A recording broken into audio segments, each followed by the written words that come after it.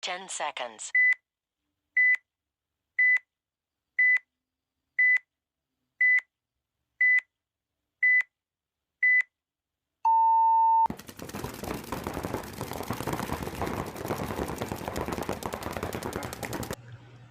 What's going on, everybody? Welcome back to the View from the Dev Box. We are closing weeks up on the tournament series here. What's going on, Mike? Dude, we have quite a few events coming up. We got a CPSL is that March 27th, and then we have an MVPS like Weeks after. April 12th or something, 11th or 12th. Yep, 10th and 11th. Yep. 10th and 11th. It is it's eventful for us right now. Like we had our conundrum last weekend. Yep. We'll have that going on for a hot minute. Oh yeah. But I mean, it's good. It's I think keep everybody, I say busy, but like get everyone back in the swing of it, because last year was a weird season for everybody, and now we're literally able to play 2 full series for the most part, and possibly a third. I'm sure we'll have people jumping over to the SPL, so we'll be in the MVPS, the SPL, and the CPSL pretty heavy, and then obviously NXL, since there'll be 2 in Florida. Florida, 2 events in Florida. So I mean, it works out really well for us. Yes. So what you got? You got anything, or you want me to bring up the first thing? Yeah, go ahead. We can talk about that junk ass MacDev that came out. I knew you were going to say it. What do you have against MacDev guns? You know what? I don't. I've always had a bad taste in my mouth because they're always very junk. Every time I see them, they're either breaking paint, or the guns are always broken down. And then that's how the Prime. The XTS got a really bad name for coming out and having terrible noise problems. The guns suffered from multiple issues. And they, like, if you go on any of the pages when they brung up this new gun, every single person in the comments are like, is this one going to shoot out of the box? Is this one going to shoot? Because they're known to like not produce reliable guns. It's just, if you look at the ML Kings, their guns are always taking shits. I think didn't the ML Kings switch this year? Yeah, maybe? I don't know. Can't remember. I know they work with them for sure, 100%. Because Travis Newsom, I think, came out to the SPL when we were there, and he was shooting the Prime when they were brand new. And we were looking at it, and it looked like it shot well, but it went away from the MacDev had a really soft, quiet shot. The Prime went kind of like the X did for a second. Yeah. Loud, poppy, kicky, air efficient, more reliable. That's what they try to do. Still suffered from some of those issues. But now with this new gun, is it the XDR? Is that what it's called? Is the XDR. Yeah, and it looks like price-wise, I would say it's good. I mean, it's coming in more of that mid-range pricing. I think it's going to come out to fight the Shocker. Yeah, I'm looking at pricing right now, and these guns are expected to ship April, but I wouldn't hold that firm. These ship dates are never, the first ship date is never accurate. It looks like it's $850, and then with the mech frame $1050, which is very competitive. I mean, I think it's coming after the Shocker. That's what it's meant to replace. I say replace. That's what its direct competition is. That fit that $800 to $1,000 range, and both are going to have mechs. Both are going to do well. I say do well. This gun using the same bolt that the last gun had. So that's what I was getting ready to say. It's using the same Infinity drive. I mean, everyone can see me reading off over here, so I'm not reading everything right off their website. But the good thing is it has an OLED screen. I know the Shockers have fucking shitty OLED screens. Those break. Granted, they're cheap. I mean, you can get a replacement screen installed for $10, so it's not a crazy thing.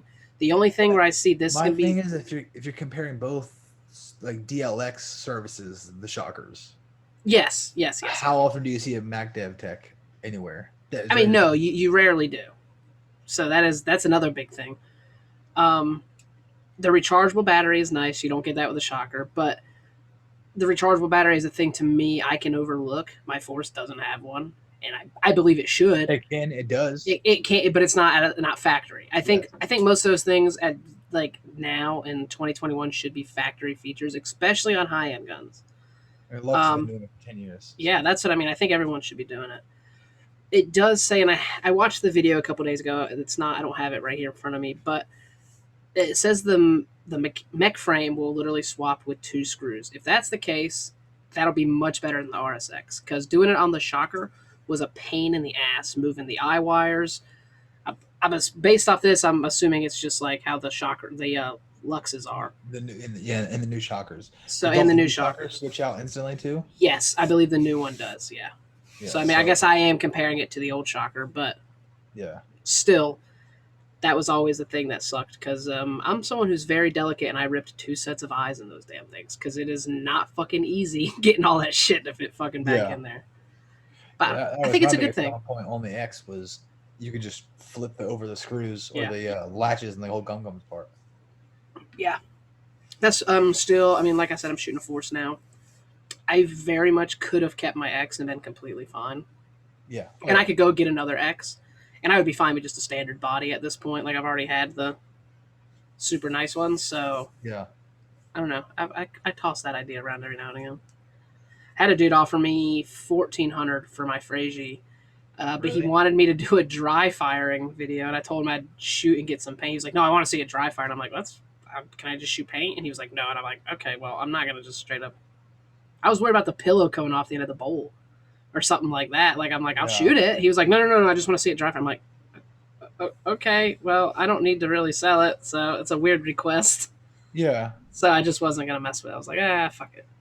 Yeah. But it's kind of weird. I'm very pleased. Now I got some other news here. Some other companies dropping some stuff, and you'll like this one. The goat company. This is the Goat Company. So we got Free Flow here. Looks like they got some reflexes coming out in May. They have a top secret project coming out in September, and they have the Rhythm coming out in November, right around. The rhythms are really nice. Yeah. Really nice. This intrigues me because I was just talking about wanting to pick up a high-end autococker. Get on it. Now you can get custom everything you want. Any barrel kit, any ammo, you literally go on their site and fully customize the gun how you want it to come to you. Then it shows up fully customly, like decked, built, done. You pull the bitch out of the box, lifetime warranty. Anything has a issue, you literally free shipping right to Buddy, and he literally fixes it that day, overnights it right back to you. It's insane. You literally can ship a gun on Wednesday, you'll have it back by Friday. It's wild. There's a big possibility I'm going to look at getting one of those reflexes. I don't know if I'm patient enough to wait till September. And I don't want to wait on something that I don't like. You know what I mean? Like it might come out and be like, oh, I don't like the body. So, and I already like the reflex bodies. Yeah, I'm assuming they'll be the same reflex or very similar. Yeah. But I don't know. I know that makes you excited. You gonna sell Courtney's Resurrection? No, she doesn't. If we played more mech, I would probably get her a Rhythm. Yeah. Or not a Rhythm, just a high end, like a really high end gun. But I have enough parts in her Resurrection that it performs very well. You know, all the Inception parts in there.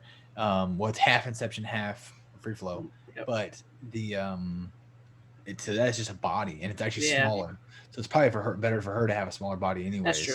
That's true. So, but yeah, I'm telling you, you can go on there. I think it's cool is that you pick the ammo and the barrel kit. I wonder if you can do like pre-order now. You can go on their website right now and like build, just like dick around and build it. Oh, I might have to. You can't pre-order. I think they'll give you a date. Then I'm pretty sure it's a 48-hour window you can pre-order. That's it. Oh yeah. Well, right now they have nothing. You can't even build guns right now. You can go on their blemish. Maybe he has any blemish? No blems. Damn. If he had a blem, I would buy one right now. Every now and then he has a couple blems just sitting around. Yeah, no, nothing right there. This is kind of getting off topic a little bit, but I really like his tech hoodies he makes. Yes, I know everything. They have a couple really nice shirts, but the reason I didn't buy them is because they all go through Dick Sucker McGillicuddy. I know you're not a big fan of. That's Todd's company, right? Yep, that's why I didn't get it. Yeah, literally, that's exactly why I didn't order any of that stuff. The hoodies look dope. They do look great. And they have some tech tees that look badass too. Yeah, but they're going through Weapons and I hope Todd gets hit by a fucking bus. So why don't you like Todd? He's a pussy, dude. Yikes! He took a lot of teams' money and they had a year, and teams still don't have their jerseys. And it's nothing to do with COVID. This is way before COVID. And that is literally factual information. I mean, when you order from other companies, including Under, and not because Chris is one of my good friends, but It's a 3 to 4 week turnaround, and it's typically never 3 or 4 weeks. It's about a week and a half, 2 weeks. But if he says 4 weeks, it's coming prior to that. There are teams, and I say teams plural, like 56 apostrophes, that have waited 6 months to a year and have not got their jerseys or their gear packages, and Yeah. that's real. I mean, I mean, you I know, guess I see that. That is kind of I'm sure he's is getting flooded with shitty. orders. I'm sure he is, but I know Chris is flooded with orders too. You know, Yeah. think about how many times you see teams post their shit on the like they're we won this or won that or they're posting. How many times do you see like Weapon Z on there? Like it's always under typically. I mean, that's true. I didn't even think about it that way. I every jersey I see nowadays is typically under jersey. Yeah. You Well, I know, mean, and again, not to like praise Chris, but it's about turnaround, dude. Team yeah. wants a jersey. Hey, give him 4 weeks. Jersey comes in, boom, done. And it's typically, like I said, 2 weeks it comes in. You know. Have you heard anything more about his pack? Have you looked into that more or talked Yeah, I about it at think all? they just did an update on it because Curtis and someone else just got one like 2 weeks ago and are playing with it. Because So I very much want to try one of those. yeah, let me know. I'll get up with Chris, but then they just got some new packs in. Okay. Um, Because I liked that modular one he was showing. I don't know. I mean, we used to in the beginning of this podcast. I would say I carried 4 pods religiously. Now I yes, have to carry 5 and I'm literally shooting that 5 in yeah, practice. So like tournaments, I'm carrying 7, and I'm like that fucking escalated really quickly yeah, because I've played paintball for so long. It was literally 4 pods and a loader. Four yep, pods and a loader. That's all I needed now.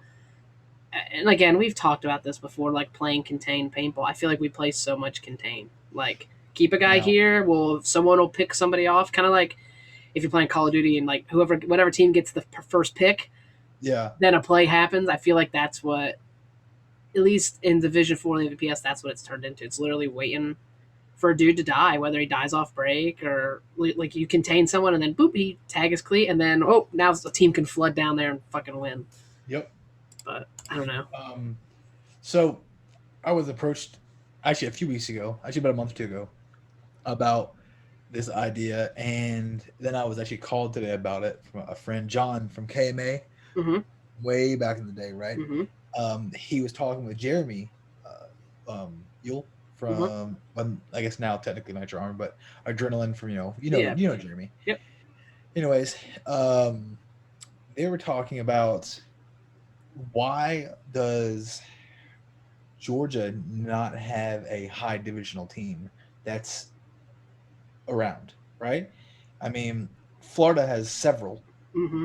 um, and they were talking about doing one with Alex and all those guys. They were doing like the I-75 kind of Mm-hmm. deal, Yeah. where they were all over Georgia. And I got to look at I think like a year or two on that, and Jeremy said they kind of just gave up on it. But if you think about it, there's a lot of camps everywhere except Georgia. I don't really know the Georgia that have a camp anywhere. I mean, you have right in Carolina, you have Clutch has like 387 teams. Yeah. Crisis has like 387 teams. Then obviously there's a billion different teams in Florida with camps. All the Palm Beaches and all those dudes. Um, what's the other CP? Now at the Prime. There's so many camps, but there's so many high end players in Georgia that travel to those camps that don't typically stay in Georgia to play. I was just curious, what do you think the reasoning why Georgia does not have a high divisional team, and what could fix that, or what could make that happen? Oh, that's a good question. I think it's, you always say we're geographically challenged, Yeah, and I think that goes for the whole state. So when I think of Georgia paintball, I think of 2 places, and I would say now a third. I would say like Big Indian, Nitro. So yeah, you got like Middle Georgia, Atlanta, and now Savannah with us. yeah, And I think obviously paintball players travel. Like yeah. 2 to 3 hours is not a big deal for a practice. Like that's something most players do. Well, now you Big Indian. I don't consider Big Indian. I think because most of those guys are from Nitro, or not said Nitro, but Nitro Yeah, Army yeah, guys yeah. are split, so it's kind of half and half. But if you look at I don't know what the other field is. It's in Augusta, right? The 843 plays out The of. 843. Yep. There's a lot of guys there that are in between both fields. Well, you have like 843. You have the Jungle Cat guys that are all around there. No, they're the only technically quote unquote high divisional team, but they're kind of spread throughout. But they're not. They don't play multiple series. They were playing, I think, MSXL at one Yeah, I believe point, so. and in NXLs. But those guys are like on and off. Like I was just thinking, yeah, but same thing. Three fields, maybe. Really? I Yeah, mean, that's what I mean. Either way, whether you count Big Indian or whatever, what's the fucking place in Augusta? We've played there a few times. I don't I know think it's why. called Augusta Paintball. Oh, it is called Augusta Paintball. Yeah, you're 1,000% right. So anyway, whether you're saying like an Atlanta field, a Savannah field, and then like a Middle Georgia where that's Augusta or Macon, or even both, I feel like the spread, and I feel like players are very loyal to their home fields. Oh yeah, So the Big Indian guys want to play at Big Indian. The Nitro guys, whatever they're doing up there now, I think most of them are probably playing at Augusta now, but I'm still using that as a location because it's been here up until recently. yeah, Want to play at their field. We want to play. We do travel, but now that we have a turf field and a full field, we don't. We haven't been traveling as much because we haven't really needed to. You know what I mean? Like we've been lucky yeah, enough where we had the Kings this past 2 weekends, and then we've had 843 come down, and we've had a conglomerate of just other players, like and good tournament players show up. So we haven't had the need to travel. But like I said, I feel like it's a loyalty thing. Maybe I don't know. That's a weird question. What do you think it is? Why do you think we don't have? Do you think it's because everyone's spread, or yeah. I think there's like good players at multiple fields, and that typically don't want to travel anymore. yeah? You know what I mean? Because like you brought up Jeremy and Alex, right? You've Yeah. played with and against both of them over. You know what I Oh yeah. mean? So that's right Yeah. there. That's three Throughout my players. entire career of paintball. Yeah. Yeah, who literally are from three different regions of the state. You know what I mean? Who know each other, have played against each other, with each other, yelled at each other, cheered Yeah. with each other, got done it all. So it's like, it's just the way that the geographically challenged thing, man. It's the way our state is laid out. And then like you got some of the people who like us, for example, we have the option of we could travel south and we could go play in Jacksonville. We could travel to Charleston. The guys in Augusta, kind of the same thing. They could go somewhere in South Carolina, Rock Hill, Yeah. or maybe even Charleston. I don't know how far that is from there. And then you got the guys in Atlanta who can go to either one of those fields or Tennessee. Like it's all there's so many fields within like 2 to 3 hours of all these cities, and all these for some reason don't know why none of these Georgia players will go to. I'm going to pick Big Indian again because it's in the middle of the state. Big Indian, you know what I mean? And speaking of Big Indian, And they Dwayne. used to. Yeah. Oh yeah. Yeah. But Dwayne, the owner of Big Indian, Dwayne Wagner, I think his sons. Uh, I don't think Zane plays for Nitro, but I know his younger son Lucas, he plays Yeah. for Nitro, I believe. But I think his other son Zane, I believe he or was at one time playing for fucking Palm Beach. Yep. So like look at the drive. You know what I mean? Yeah, Like that's ridiculous. That's probably 12 hours. no, I 8 think. hours. Well, I think Palm Beach played out of CFP, I believe. Oh, okay. So That's still you probably probably. looking at like six. Yeah, Probably. you're probably looking at 6 because you can take 75 from there. Yeah, So, but it's like damn, you traveled that far. You know what I mean? It's like I yeah. feel like there's so much talent within a 2 hour radius that there Yeah. could be a middle ground for most of the places. And honestly, all joking aside, it probably is Big Indian. It 'Cause is Big Big Indian's Indian. about an hour from a half from us, 2 hours max, Yeah. and it's about 2 hours from Atlanta. Like that is probably the field that all the quote unquote talent could meet and play. And he has like I hate to say that other fields don't have a paintball field besides ours, but most places like Augusta doesn't really have a paintball field. They just have speedball field. That's kind of what they have. Yeah, I know what you're saying. You know what I mean? Like, not that we would be interested in anything else, but it's easier for fields. This is coming from an owner perspective. It's easier for fields to house a team that they can help with when they have customer flow coming in, right? And they can give out paint a little bit cheaper to the players because they're selling more to the rec players and making money on that side, and they have multiple rec players flowing in. They're making money on rentals and all that kind of good stuff. To where I think Augusta is mainly owned by a guy, obviously, but the The guy guy, obviously. who Hey, hold on, played. hold that thought. I let in, so we will see how I feel to edit this. So the God damn it, Mike. I know the Middle Georgia with the teams traveling. Yeah, I had that. You fucked me up now. I know. I'm sorry. I saw her coming on the camera. Yes. So that oh yeah. So it's easier for a big field to house either a team or multiple teams because they can hook the teams up with a little better on pricing. Yeah. Only for the reason that they are making a lot more cash flow off of rec ball players, right? So places like Hoppers, Big Indian, possibly Nitro when it was around, those had more flow of players, so it's easier. Because Big Indian has a big field. They have like a huge rec ball field in the back. Then now they have two X ball fields, and one is actually brand new, which I think he has only had it for like a month now, so it's almost brand new. Yeah. But the other field, Nitro, had a lot of rec ball players and not a lot of speedball players because I mean we talked about it before. Oh yeah. Asshole. The field was just asshole. It was like diving on concrete every time he dove. It was awful. It was like clay that's been sunbaked since the dawn of time. Yes. So when you come out here and play now on turf and stuff like that, it attracts other people who want to play on better fields. But I think the same thing. Those guys that are in Atlanta will travel down to Big Indian to play. I think Nitro Army, some of their guys possibly are from up there as well. And they're kind of the middle ground of a little bit of everything.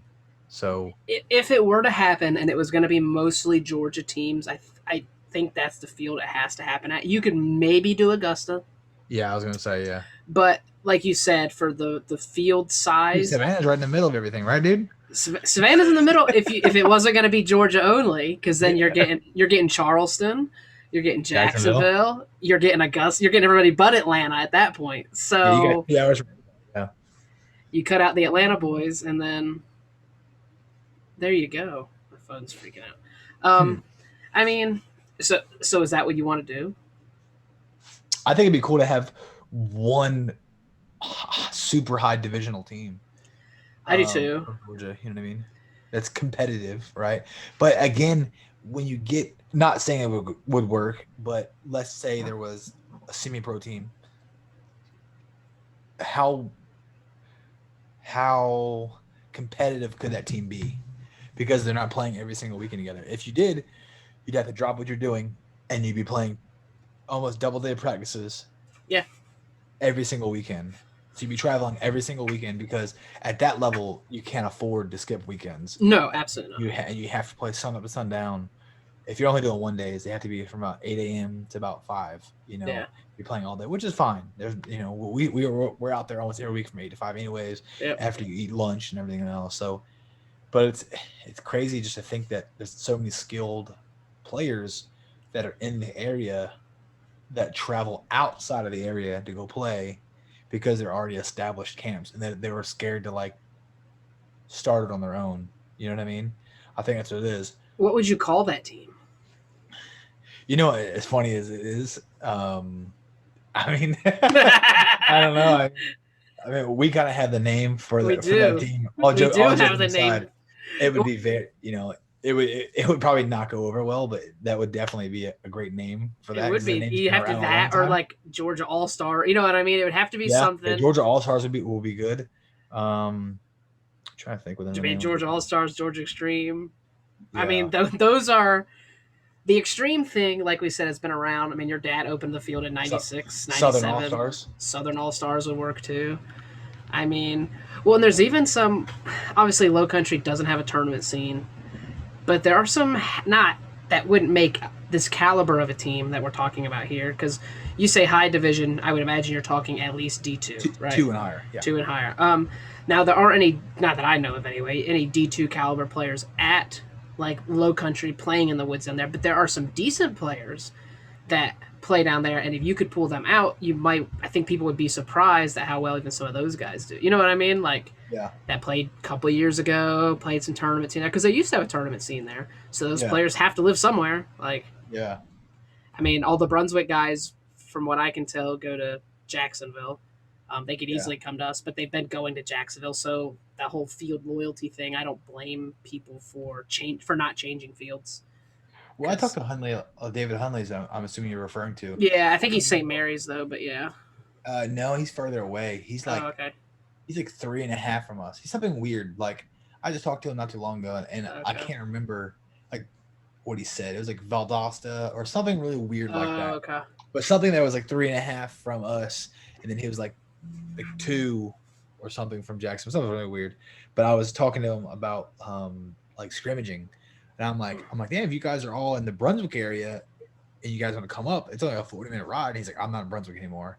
And then I was like, oh, so I forget what he said to me, but yeah, same shit. I think that there's the talent is definitely there because you got to think there's also some players that are really good that are playing like Travis Newsom.